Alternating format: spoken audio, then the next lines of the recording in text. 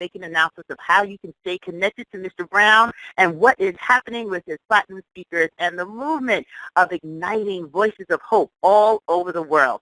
So without further ado, ladies and gentlemen, I present to you the legend himself, none other than Mr. Les Brown. Les, are you with us? Yes, I am, and I plan to be with you for a long time. I know that's right, because we just can't get enough for you, Mr. Brown. So thank you so much for being here, and hearing your voice is always a privilege and a pleasure. All right. Well, I thank you so much for your help and support and Nita Boo and hosting and making it possible for me to be able to speak to everybody. Someone said I'm supposed to be in Athens, Georgia. Please email me at lesbrown.com, because somebody's head go roll tomorrow morning. Athens, Georgia. That's my first time hearing about that. Please let me know about that. Please email me at yes at lesbrown.com, the sponsoring organization, so I can reach out to somebody, because I don't miss engagements. So, but let me get into my presentation tonight. I want everybody to think about some goals and dreams that you'd like to achieve. And first of all, every opportunity that I get to be on this call, I'm going to affirm you. I'm going to validate you, because you represent a small number. It's a small number of people that would take the time to carve out some time to hear something that can help them to live their dreams, to become a better person, to make a difference in their community, to be able to stretch themselves and to challenge themselves, to use all that God has placed in them. Most people are spectators. They spend the majority of their time watching entertainment, sporting events, television. That's what the majority of people do. Majority of people spend their time and their money on things that provide for them relief from their life, stress. They look for distractions. And so you're being on this call. Let me share with you, and I've been doing a lot of reflecting since I turned 70 on February the 17th, and as I'm walking in to this next level of living of my life, on what I want to do and what I want to accomplish. And as I'm talking to my twin brother on a regular basis and reflecting on our lives and my other brothers and sisters that we were adopted together, it's interesting how people can be raised in the same household, same parents, and end up dramatically different. So you're choosing to do something positive. You're choosing to expose your mind to something that can stretch your mind and enhance your mind, while the rest of the world is listening to a record. I was at a red light, and a young man stopped at the red light, and he had his music playing real loud, and the song that was on was, I'm going to have that bee get my money. That bee better get my money. Now, and you know the word. They didn't say bee, but you know the word. And the people behind me had to blow their horn, because I had to pause for a moment. And I was just thinking that our kids are listening to that day in and day out. And we're in a time where there's no such thing as decency. We're in a time that using profanity and using vulgar words in your regular, everyday conversations and form of communication, it's as if these words are acceptable and normal in conversations. I have a friend, we have investments in daycares, and to hear young kids, I'm talking about 4 and 5 years old, sometimes younger, using profanity. And sometimes parents stand around and hear it, so, isn't that cute? Oh, look at her. Did you hear what she just said? Let me tell you something. There's nothing cute about that. And when you look at most of our kids all tattooed up, I got a nephew that's getting out of jail, and I'm not sure, not out of jail, out of prison, and I'm not sure he's ready, because he said to my sister, if she couldn't come pick him up, he will have one of his homies pick him up. Let me tell you something. First of all of his homies are felons. One of the rules when you get out of prison, you're not to associate with felons. That's parole violation, not to even be in a car with them, in the same place with them. So that says to me, he hasn't learned anything. He's got more tattoos now than when he came in, and all the other tattoos that he had before he went in, that said to me, that was preparation. That was preparation. He went to graduation. It's a boy's passage. You know, it's that these young guys see going to jail as street cred, gives them credibility. Getting all tattooed up and the earrings and the fact that they go to jail, not knowing that when they get out, the opportunity to get a legitimate job, even if they turn their lives around, are so slim it's unbelievable. Can't even work in a school as a janitor. Can't work in a daycare center. Can't work in hospitals. I mean, they're just, the society make them pay over and over and over and over and over again. That's why the recidivism rate is over 87%, because they can't find a legitimate way to earn a legitimate living. They can't get public housing. But my nephew, who wanted to go to jail so desperately and worked so hard at it, he got exactly what he deserved, and I thought he would have learned something. See, if I went to jail, prison, and they told me, we don't want you associating with any ex-felons, and nobody was around to come pick me up, and I didn't have bus fare, I would just say, point me in the direction of where I need to go. I would walk. I remember my cousin Boo and I, we were in a car with some friends, and they started lighting up. Mac Arthur to my left, he started shooting up heroin, and then the other guys in the car, they started smoking weed. I said, can y'all pull over for just a minute? Just a minute, just pull over to the side. I said, what, you got to have, you got to have a leak? I said, just pull over for just a moment. I need to stop for just a moment. Then when they pulled over, I got out, Boo got out, probably about 2 o'clock in the morning. We're in Liberty City, and we walked. It took us probably 2 to 3 hours to get home. We walked. I was not going to be in that car when the police pull them over smelling weed, alcohol, and drugs in the car. No, absolutely not. And so one of the things that these young boys like my nephew, just straight up dumb with a capital D, stupid with a capital S. It's unbelievable. I find this hard to believe.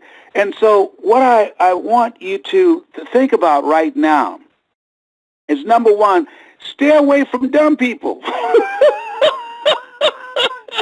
Lazy, trifling people who have no qualms about complaining and sitting around looking at television and wondering, will the Cavaliers make the playoff? And did you see the last episode of Scandal while they're living a scandalous life? Wasting their time away. Trust me on this. And I look at this stage of my life, and I look at people who I knew had great potential. I knew they were intelligent. Saw a guy that spent many years in jail. He was smart. I used to copy off his paper. Had it not been for him, I wouldn't have gotten out of school. I copied off his paper. But he was dumb. He hung around losers. He was dumb. He always found himself with the wrong people in the wrong place at the wrong time. And there are a lot of people doing that right now who don't end up in prison or in jail. I believe the world consists of the caught and the uncaught. but who have imprisoned themselves by surrounding themselves with do-nothing, energy-draining people who don't learn. 85% of people after they graduate from high school never open up a book. And only 10% who do open up a book don't go past the first chapter. Wow. So part of what I'm suggesting to you as you think about your goals and dreams, separate yourself. As you think about where you want to go with your life, you want to begin to saturate your mind with positive stuff. Just imagine our kids are singing songs that better give me my money. Now, it's scientifically proven words affect how your brain works. Do you hear me? Your words affect how your brain works. So if you're around people who have empty conversation or conversation that's filled with profanity and ignorance and vulgarity, it affects how your brain works. Do you hear that? I'm not making this up. This is scientifically proven. So you have to not only watch your language, but you have to watch the language that you expose your mind to. There's certain comedians I love them, they're talented, I just can't sit through the cursing. I can't do it. I love Chris Rock. He's a talented guy. I met him. He's an introvert, very reflective guy. Can't sit through his program. He's got to drop the F word too many times for me. Listen, that's not good for your mental and physical health. Do you hear me? There's some things that you can make funny and you never have to ever use profanity. But today, it's about how low can you go. It's today, how vulgar can you get. And today, these young people, they respect nobody, nothing. Nothing. And so my heart goes out to parents who have children. These young kids today, what they're being exposed to. My God. My God. It's something else. I say to you, you got goals and dreams, you're going through some tough times right now. Won't cost you nothing. Go on YouTube, find everything that I have recorded and watch it every day, hours on end. It will change your life. It will change your life. It will teach you how to become successful. It's easier now to become successful than ever before. You have no competition. Now, here's something else. Secure yourself. I called to talk to a friend of mine who worked at a radio station in Detroit with Mildred Gaddis, and they laid him off. Brilliant guy. Laid him off.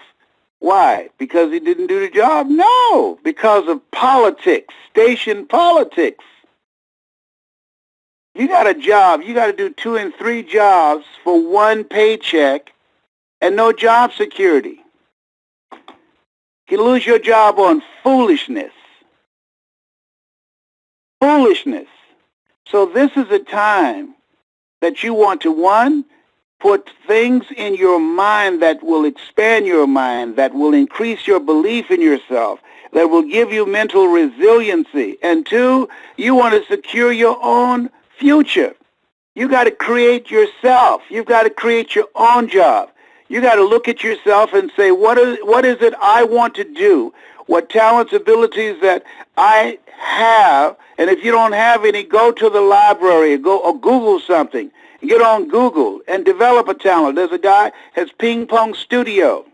Just help him to do a commercial. He has all type of videos that he's used clips from movies and has my voice in the background and Eric Thomas. And he created these inspirational videos. And I said, hey, how did you learn how to do this when I found him? And he said, I went out to Hollywood to try and get into the movie business, and I failed, and I had a construction company. I came back home, and then I just got online and decided that I wanted to get involved in film editing. And I found a place on Google. I Googled it, and I taught myself how to edit. Now he has his own company, editing films, earning over $1 million a year. Did you hear me? See, if you turn off the television and turn up your life, if you let go of negative people who filling your head with head trash, and you focus your time and energy on developing another skill, you'll be surprised at what you can do. I'm 70 years young. Before the end of the month, I'm flying. I'm going to Germany. I'm going to speak in Germany. Before the end of the month, I'm going to London, England. Before the end of the month, I'm going to speak in Australia. I'm traveling around the world, and somebody else is paying me to come in to motivate them, to talk to them, and I'm very glad to do it. Whatever. Hello. I'm telling you, I love this. Listen to me. Listen to me. You can design a life that you can be proud of, where you're making money doing what you love to do, earning the kind of money that you deserve. If you spend time saturating your mind with positive material, stay away from people whose negative conversations can affect your attitude about yourself, and spend some time learning something. What is it you know today that you did not know yesterday? Make it a point that you're going to learn something new every day. When I hang up, I've got some things that I'm looking at. I'm developing new skills. My goal is to learn something about the internet every day. I've got these skills that I'm working on that will serve me well, because most people my age, they're tired. They tired, honey. They tired. They got one foot on a banana peel and the other one in the graveyard. I'm having a great time. Life begins at 70. If you have a positive mindset, if you're looking for ways to improve yourself, and if you stay away from negative, energy-draining people who have no goals and no dreams,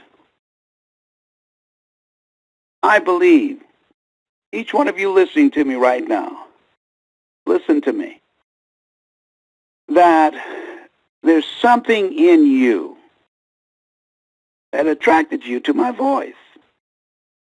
And that something in you, I call that your higher consciousness. There's a presence in you,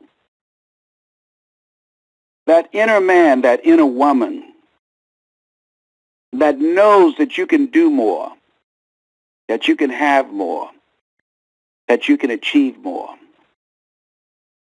And that if you honor that still small voice within you and continue to saturate your mind with positive things, continue to look for people with talents, abilities, and skills, and surround yourself with people that you can learn from, people that you can grow from, and set for yourself big goals and dreams. There's some power in pursuit of a dream. When you are pursuing a dream, you develop confidence, you develop skills, you develop new relationships, you develop resources that eye has not seen, ear has not heard, nor has entered the heart of mankind what God has in store for you if you live a life where you're pursuing goals outside of your comfort zone, where you're pursuing projects. See, we grow from people and projects. Look at the people in your life. How many projects do you have in your life that you're working on to make a difference? I'm working on my legacy. I'm a great-great-grandfather. So I'm working on what will my mark be? How many more lives can I touch? How many more lives can I change before I check out? Let me share something with you. A lady went with a friend of hers whose father died. And her friend's father was a grumpy guy, mean-spirited. He had no friends. Nobody visited him. And when he died, she fulfilled his wishes. He wanted to be cremated. And she followed behind the hearse with her friend to take her father to be cremated. And she said she stood there as they first prayed for her father, and then they pushed him in. And they waited. They went and did a few things, and they came back. And they collected his ashes in an urn about a day or 2 days later. And he wanted his ashes to be thrown in the wind. And she said, as her friend threw her father's ashes in the wind, and the wind blew the ashes, she said what grabbed her and moved her so deeply was, as the ashes disappeared, it was as if her friend's father never existed, because he didn't live a life of contribution. He didn't have any projects that he was working on that would make a difference. He didn't build relationships with people that could have helped him do some of the things that he was sent here to do. No one was there to witness the throwing of his ashes but his daughter and a stranger. Most people go through life like that. They die unlived lives. And I believe there's something in you that's causing you to hear my voice. Something in you that says, I want to live. See, it's one thing to survive, but what it takes to live and what it takes to survive is two different things. Most people in survival mode are caught up in weapons of mass distractions. So, my message to you, and you already know it, fill your head with words that can empower you. Spend several hours. I do it on a regular basis. Every day I have to spiritualize my thoughts. I have to listen to things. Why? Because you're going to take some hits. Think it not strange that you're going to face the fiery furnaces of this world. You're going to take some hits.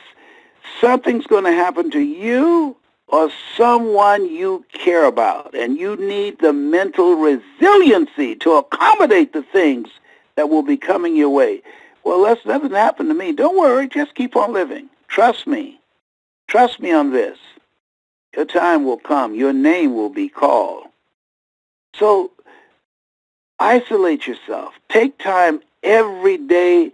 I call it God moments. Your time with God, that you won't read any text messages or emails or take any phone calls, but you just spend that time listening and reading and praying and meditating to fill yourself up, to build mental resiliency. Next thing, make it a point to learn something. To learn something that will allow you to continue to grow, that will allow you to continue to stimulate your thinking, your imagination. Because we're here to do a work. There's a calling on your life and my life. And as we learn, as we grow and expand, you'll discover things you can do that you don't even realize right now. Most people fail in life not because they aim too high and miss. Most people fail in life because they aim too low and hit. I did that for many years. I didn't think I can do what I'm doing. I'm flying around the world, people paying me, strangers, to come in and teach them how to be successful. I didn't think I could do this because I don't have a college education, because I was in special education all through school and labeled educable mentally retarded. I didn't think I could do this. Listen to me. There are things you can do that you don't know, and you've got to challenge yourself. Well, I tried some things and they didn't work out. So what? You will fail your way to success. Walter P. Chrysler failed in the automobile industry 42 times, but my God, look what happened to 43. You will fail your way to success. And the other thing is, start watching people, observing them. People, see, I believe in energy. I believe in energy. There's some people that don't need to be in your space. There's some telephone calls you don't need to take. Some conversations that you don't need to expose yourself to because it will pollute your mind with ignorance. And so start being selective of who you give your time to. Ask the question, what value is this person bringing to me? Am I growing mentally, emotionally, spiritually, intellectually? Do they bring me peace? I call a friend of mine, Dwight Pleasure, one of my platinum speakers. He gives me a sense of peace. He's my spiritual brother. I love talking to him. John Garcia. There are certain people in my life that to hear their voice brings me a sense of peace and comfort. Certain people I talked to, I was with Alicia and Lorette today, two friends of mine who earn over $100,000 a month, and I struck a partnership with them. And those are my money-making partners. When I'm with them, the ideas are just flowing out of me, flowing, because of that kind of creative energy that I was in. Who's in your corner? Dr. Dennis Kimbrough out of Atlanta was right. He said, if you're the smartest one in your group, you need to get a new group. I used to be Alicia's mentor. Now she is my mentor. I'm learning from her, and I'm proud of it. Here's what I want to say to you. This is your time. Make it a discipline. Dedicate yourself. Give yourself homework to work on your mind, to work on your health, to declutter your life, to clean your life up, to clean up your conversation, to start reading a minimum of 20 to 30 pages of something positive every day. A friend of mine, Mike Sims, he did something for a year, and he said it changed his life. He earned his first $1 million at 26. And I said, well, how did you change your life? He said, man, for 1 year, I never turned on television. And I said, you didn't watch television? He says, no. I hadn't watched the news. I said, how'd you find out what was going on? He said, people told me. And I wasn't even interested. He said, I had enough problems of my own. Why should I watch other people's problems? He said, and it changed his life. As my health is stronger now than ever before, and part of my regimen, part of my prayers and my meditation and my exercise and my walking and meeting with my fitness coach, I don't watch television because it's not good for me mentally. It's too much dysfunctional stuff on there. I was in the airport and saw this girl that Chris Brown beat up or whatever, and that's the one that got that song out. Wow, such a pretty girl. It shows ignorance comes in all kind of packages, boy. Vulgarity, indecency, unbelievable. No sense of decency. Wow. Don't listen to it. Don't let your children listen to it. Don't entertain ignorance in the name of entertainment because it's hip. Got to restore respect and decency. Vulgarity and profanity is not good for your brain. When I train young men, I tell them to affirm an affirmation that when you use language that's degrading to women or to yourself, profanity is the strongest expression of a weak mind. Write that down. Put that up someplace, particularly in barbershops. Profanity is the strongest expression of a weak mind. You have something special. You have greatness within you. Challenge yourself. Push yourself. Surround yourself with people who have goals and dreams mastermind and encourage and inspire each other. And you will develop a strategy and a synergy to do more than you can ever begin to imagine. You have something special. You have greatness within you. That's my story, and I'm sticking to it. Stacey?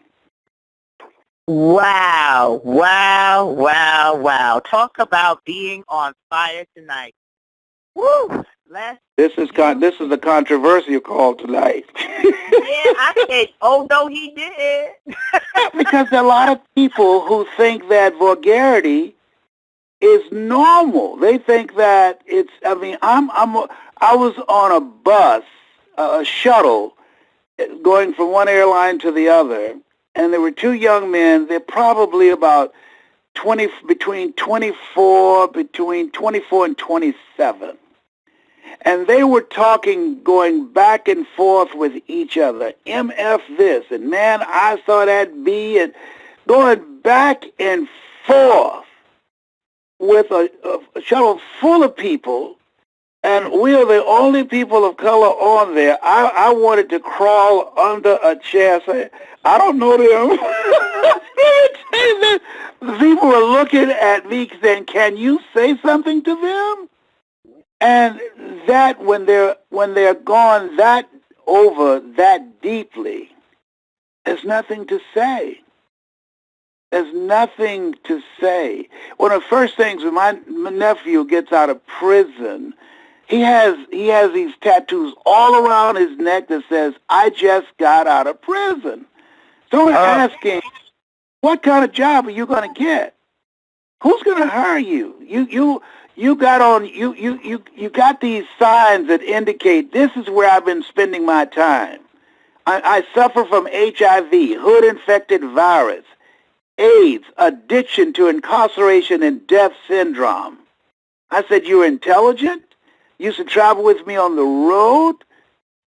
I said, come on. You didn't come out of that kind of home. Now, your father went to prison, but my sister raised you to be a respectable young man.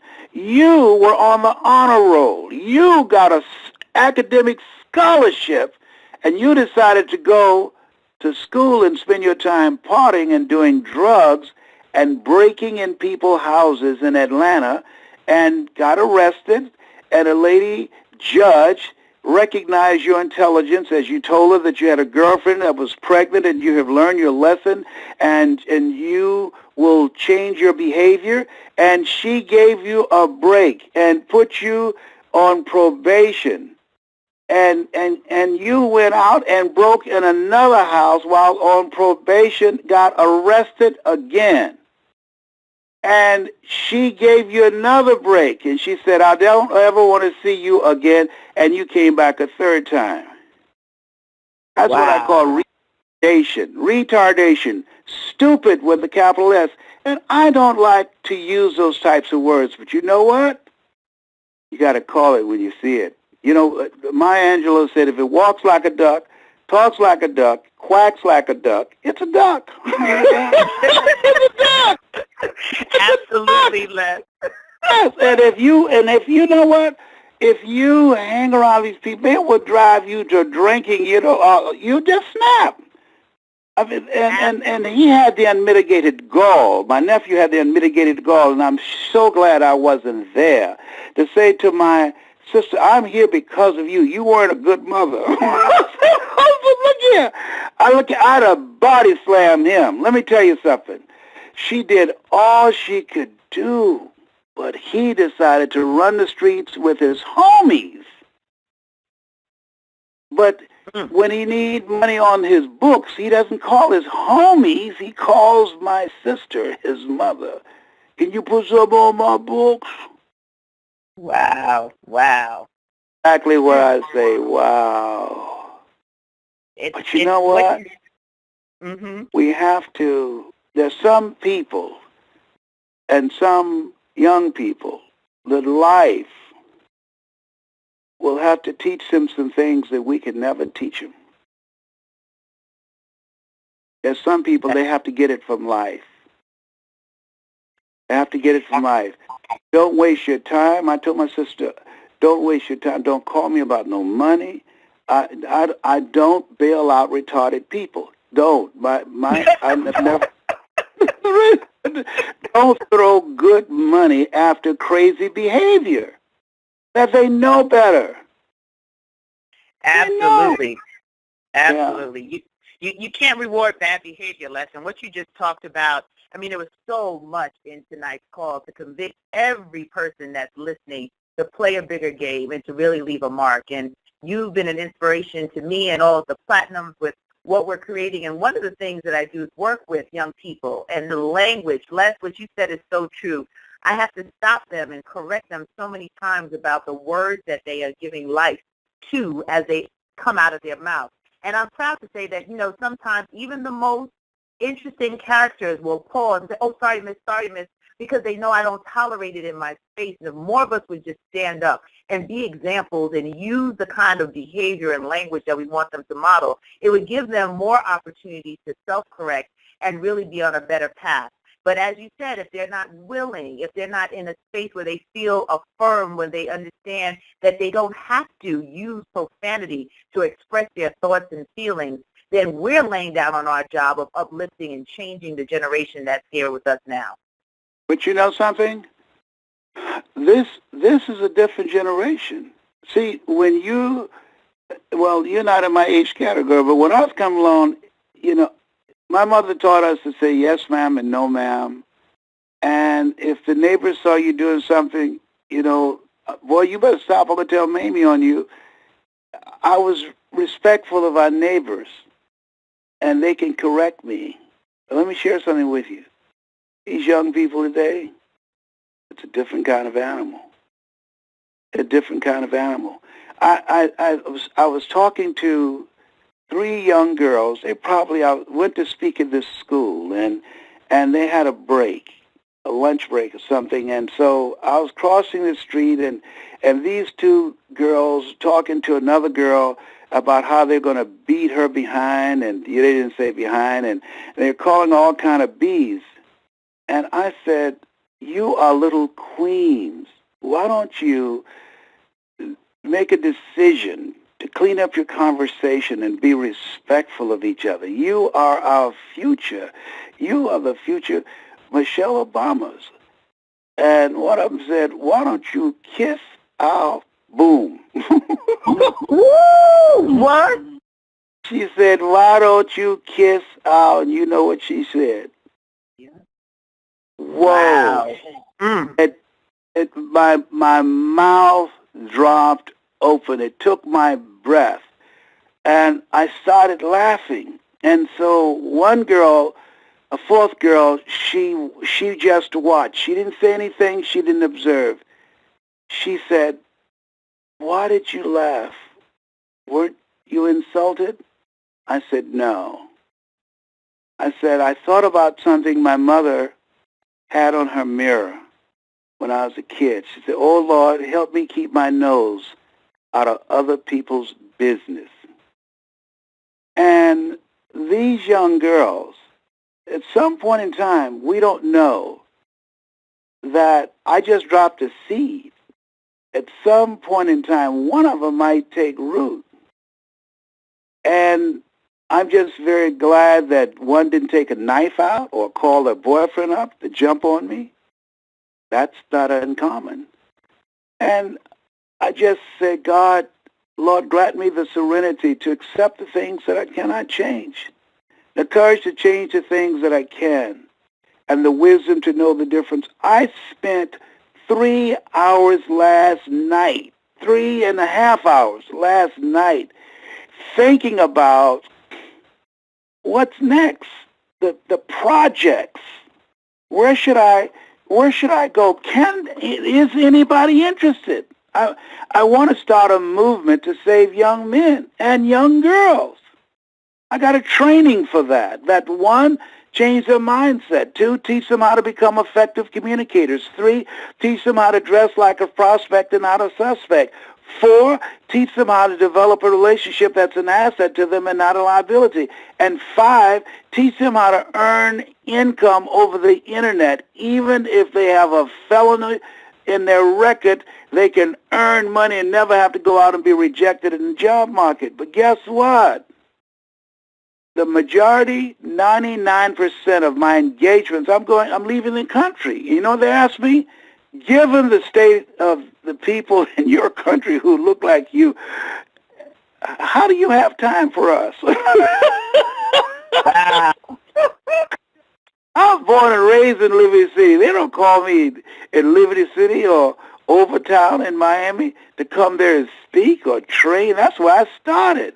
I was a state legislator in Columbus, Ohio. I was a state legislator and for 3 terms and used to lead demonstrations of 10 to 15,000 people to demonstrate against things in the system that was maintaining our detriment. They don't invite me to come and speak or implement a training program that will have long-range impact to eliminate what I call HIV, hood-infected virus, or AIDS, addiction and incarceration and death syndrome.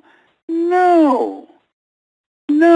I went to a church in Cleveland. I took my time, volunteered, went to a church in Cleveland, and when it was time for me to speak, they said, "Oh, I'm sorry, the Cavaliers might have come on." And the minister said, "Whoa, sorry, Mr. Brown," and they ran out of the church. Do you hear me? I never got to speak. Wow. I walked real slow, hoping that one will say, I said, "God, just give me one. Just give me one." And most of them were ex-offenders. Have one stop me. And I walked slow toward my car, saying, "Touch one of them, Lord. Touch one that I could talk to. That's my assignment." Like Mr. Washington touched me. And by the time I got to my car, I was crying like a baby because not one stopped. Not one. The parking lot emptied. Following behind a minister who had a brand new car, collected from them. And there's an old saying, wherever you find yourself, at some point in time, you made an appointment to be there. And I believe that, and my advice to you and to the other platinum speakers from what I have learned, and there's a book called Change or Die, and its first scientific book and study done, if I had known what I know now, I would have used my time differently. And part of what they say is that 9 out of 10 people will rather die than change. Would rather die than change. Yes, and that's been proven. But here's what. Jesus said, "Whosoever will, let him come. Whosoever will, let him come." I walked slow. I didn't call anybody. I walked slow so that somebody who was willing to call me, to stop me and say, "Hey, mister, can I talk to you?" As I did with Mr. Washington. "Mr. Washington, I'm the one, sir. Look at me. My mother works in the cafeteria. They call me the dumb twin. You spoke to me, that changed my life. Sir, thank you. I'm the one, sir. I'm the one." And I was hoping that one of those young men would say, "I'm the one." But it didn't happen then, but it happened later on someplace else. And so whosoever will, work with the willing. Work with the willing. Don't waste your time with people who are not ready yet. There's a book called The Kabbalion I read many years ago that says the lips of the wise are sealed to the ears of the ignorant. And so, and Scripture says, don't cast pearls before swines, lest they turn and rend you. Don't waste your time trying to talk to people of low consciousness, or they get angry at you because they can't hear you. They can't hear you. And so that's why whatever I can do to help you and Anita, because you're willing. And the other platinum speakers, you're willing to invest in yourself, to work in yourself, train yourself. You're willing to be coachable. Most people are not willing. They're not willing. We'll teach you how to become a member of the 2%ers. Only 2% of the world population ever earn over $1 million in their lifetime. I've done it 65 times. And now with what we have available and what I've been exposed today with Alicia and Lorette and a guy named Eben, you will do, it took me 3 years to do my first million. You'll be able to do it in a fraction of the time because of the tools that we have available. This is the greatest time in history. And for every African-American male that goes to college, 100 go to jail. Wow. And so last night, I couldn't sleep. I was just tossing back and forth. Can I go up in there? Can they hear me? Well, they say, go sit down, old man. Oh, 70-year-old man. Give him a cane. Give him a wheelchair. Go sit down. We don't want to hear that positive mess from you. That's why I was just tossing and turning, saying, God, do I still have it? Do I still have it? Can I create a listening? Do I still have it? And I heard a voice in myself that says, yes, you still have it. I even called my son, Calvin. Do you think I still have it? He said, of course you do, Dad. Yes, you do. I said, but you hear me because you're my son. He said, but I couldn't always. That's true. And so sometimes even in the work that we do, giving people a spirit of optimism, we have our moments in the Garden of Gethsemane where we ask ourselves, do I still have it? Can I do this? Because I believe that God has given me grace to be able to do more work because my work is not done. My best years are in front of me, not behind me. My best years, my greatest work is in front of me.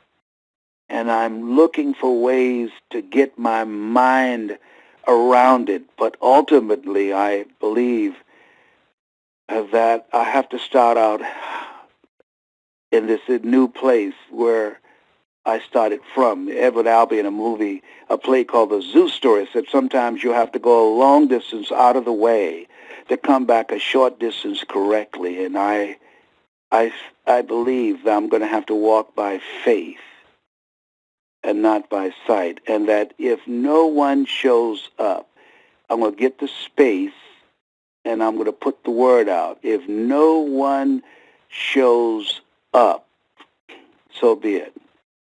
But at least I would have done my part. Well, yeah. Before you say another word, of course you still got it. We're all still trying to catch up to you. Every time we think we got a little bit of a wing going on, you come and sweep it right to the next level. So everybody that's listening, you still have it.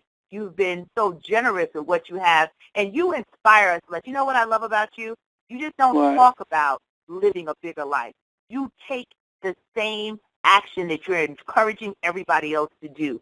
We can't sit back and not read and not grow and not think about projects and not do, because that's what you're modeling. That is your behavior. That is your legacy that you're leaving in us. And even though Calvin is your son and John Leslie and Ona, they too can see how they've transformed. They can see what it is that you have been able to do, but what they can do as a result of your example.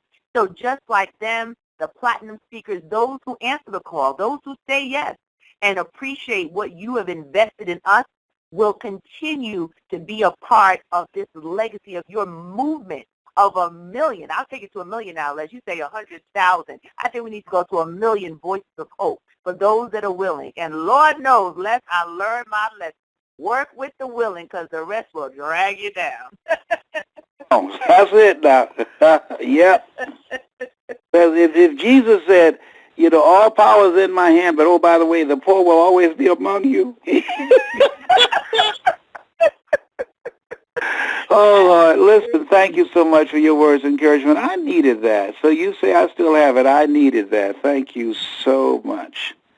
Well, you definitely do. Definitely, okay. Definitely. Leslie, you know we love you. We got to rest your voice because we have another call in less than 10 minutes. But I will tell the audience how they can connect with you on Facebook and to share their words with what they received tonight, to put that on your Facebook page and to interact with you because you have been posting messages of hope. You have the videos that they can download. They can just go straight to lesbrown.com, Les Brown Events. They can go to brown.les on Facebook. That's brown.les, so that they can really understand how serious you are about taking it to a whole new level with all you've done, Les. And you said that life begins at 70, so I'm not born yet.